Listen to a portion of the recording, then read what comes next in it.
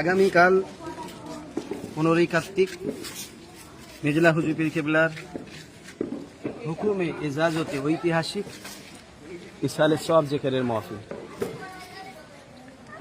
যে জেকেরের মাহফিল আমার মেজলা হুজুর পীর কেবলা নিজে এসেন আমার বাড়িতে।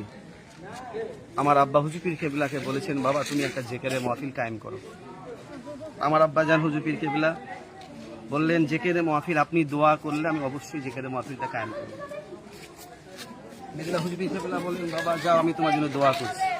তখনই আমার আব্বা জান বললেন যে আপনাকে এসে জেকেরের মাহফিলটা উদ্বোধন করে দিয়ে যেতে হবে।